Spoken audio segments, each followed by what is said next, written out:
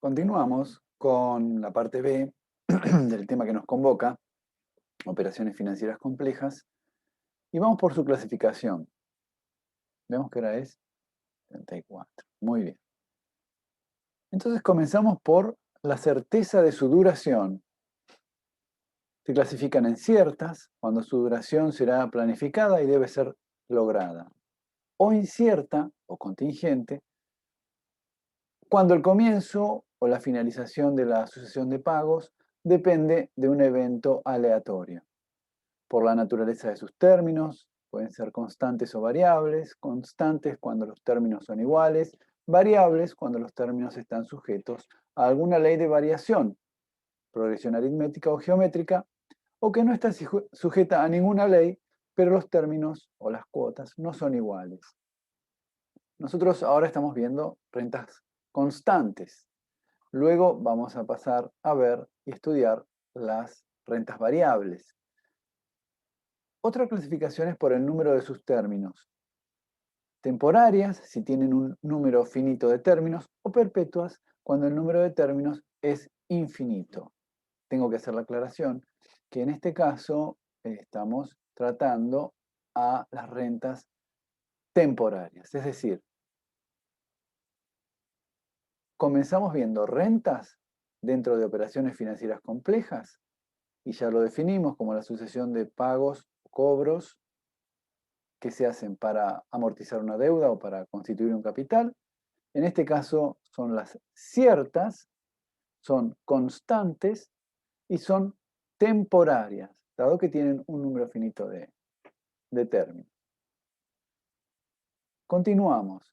Otra clasificación es el momento, por el momento en que cada pago es efectuado. Puede ser adelantado o vencido. Adelantado si el pago o cobro es realizado al comienzo del periodo. Y vencido, por supuesto, si el pago o el cobro es realizado al final del periodo.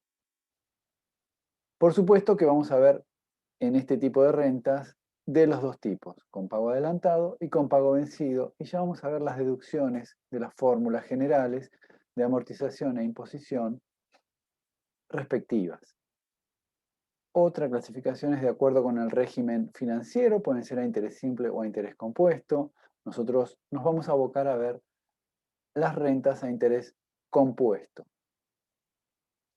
Dependiendo del periodo de evaluación, pueden ser inmediatas, pueden ser diferidas o anticipadas, que eso lo explicamos en la clase anterior, en la parte A de esta misma clase, en donde explicábamos que inmediatas son cuando el comienzo coincide con la época de evaluación. El comienzo de la renta coincide con la época de evaluación de esa renta.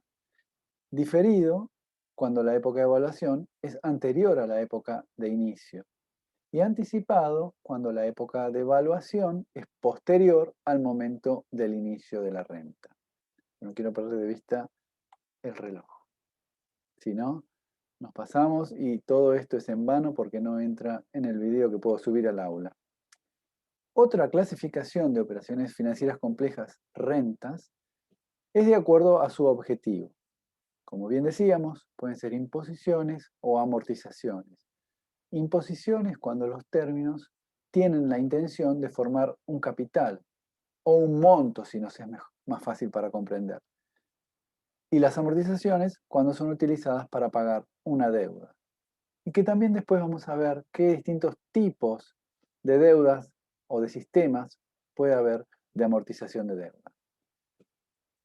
Otra clasificación es por la frecuencia de los pagos y de la capitalización. Pueden ser periódicos, cuando el periodo de pago coincide con el periodo de capitalización. Puede ser fraccionario, cuando el periodo de pago no coincide con el periodo de capitalización.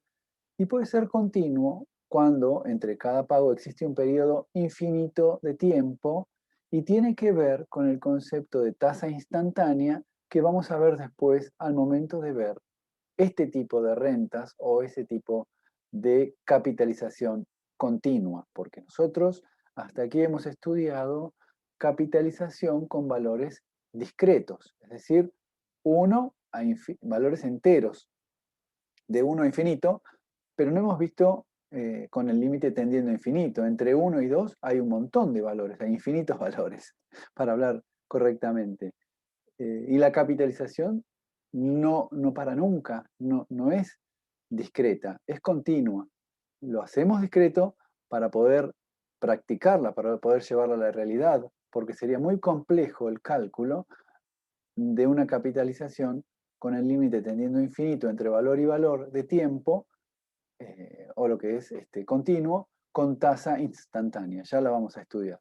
Pero periódico es cuando coincide el pago con el periodo de capitalización. Ahí no hay ningún problema. Si son 5 periodos o 5 términos, hay 5 cuotas y el pago o cobro coincide con el vencimiento de cada uno de esos términos o cuotas. Pero puede haber un caso un ejemplo muy común de un periodo fraccionario, una frecuencia fraccionaria, es cuando el balance cierra y tengo devengada parte de una cuota, parte de un término. Con lo cual, el periodo en que debo hacer la evaluación está en el medio de un vencimiento de una cuota. Entonces utilizaré una forma fraccionaria para hacer el cálculo de los intereses y de la evaluación de esa renta, de esa sucesión de capitales. Y aquí tenemos un cuadro en el que van a poder estudiar, y lo dejo un ratito, me pareció muy bueno fotocopiarlo y pasarlo directamente para que lo vean, en donde se explica nuevamente el concepto y la clasificación con algunos gráficos que ya hemos visto y que por ahí ahora son más sencillos de entender. Bueno, ustedes pueden pausar esta grabación y, y nosotros vamos a continuar ahora. En el próximo les dejo aquí el título y vamos a ir finalizando la clase B de la clase 8 para poder ver de dónde se deducen las fórmulas de amortización y de imposición con pagos vencidos o con pagos adelantados. Y lo vemos todo en una sola clase que vamos a llamar C, el video C, continuación de este. Vamos a empezar por rentas a interés compuesto, temporarias y periódicas, valuadas al inicio. Es decir, valuar la sucesión completa de cuotas de una renta al comienzo de la misma, al inicio. Con esto comenzamos en unos segunditos la próxima parte de la clase 8. Gracias.